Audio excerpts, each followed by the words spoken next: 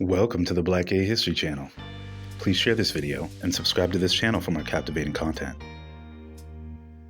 This past week, it was heartening to see that our community was able to mobilize and bring about justice for one of us who had fallen victim to homophobic violence. Oshae Sibley was a dancer and choreographer who was based in Philadelphia and also worked in New York. The 28-year-old dancer was a student and collaborator at several dance schools, including the Philadelphia Dance Company and the Alvin Ailey American Dance Theater's extension program. A prominent voguer, Sibley was also heavily involved in the house and ballroom community, and on July 29th was at a gas station with friends pumping gas and voguing with each other.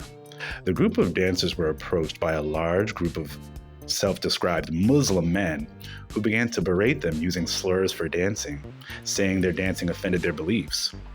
Voguing usually embodies movements that most see as feminine. Clearly, these religious fanatics were triggered. The video footage shows the group of several black gay men verbally defending themselves from the much larger crowd of seemingly Muslim men when a fight ensued, and Sibley was fatally wounded with a sharp object. One of the other young men, a friend of Oshae's, posted on Facebook that Sibley was killed because he was gay and because he stood up for his friends. Another observer on the scene, Sumi Allah, said in interviews that the men complained that their behavior offended them as Muslims, so clearly everyone on both sides of this argument knows why there was a disagreement in the first place. Most officials who have weighed in on the matter, including current mayor of New York, Eric Adams, have stated the situation is clearly a hate crime.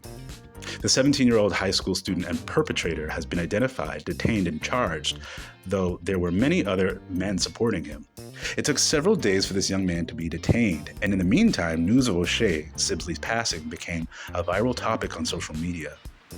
Though I'm happy social media was able to bring much more media attention to this crime, it is a shame that things have to go viral on social media before we see action take place.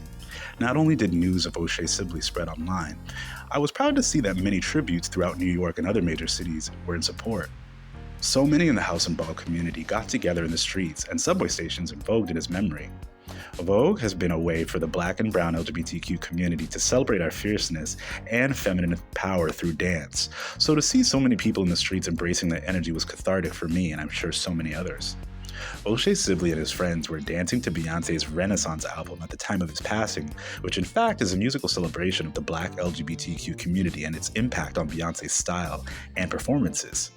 Many of the songs on this album specifically reference elements of ballroom culture, and on the Renaissance tour, which is in full swing in the US, as I speak these words, Beyoncé has enlisted many of ballroom's A-list voguers to accompany her as dancers.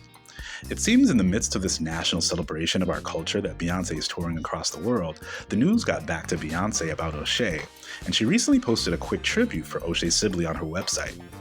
One of the great things about creating this vlog and channel has been being able to discover so many epic stories throughout our community and to see how we might live and love on a whole other part of the globe, even creating in different fields or study of expression. Oshae Sibley was a part of our community and is now an ancestor, and because of tragedies like this, we have to make sure we are envisioning and creating a safer space for us to be ourselves and exist.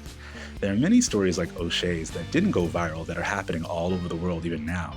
I'd like to think that I'm still young in my activism, but I envision a future where LGBTQ people have carved out safe zones, districts, and neighborhoods in major cities across the world, where Black and LGBTQ people can live and love openly, completely without fear of persecution.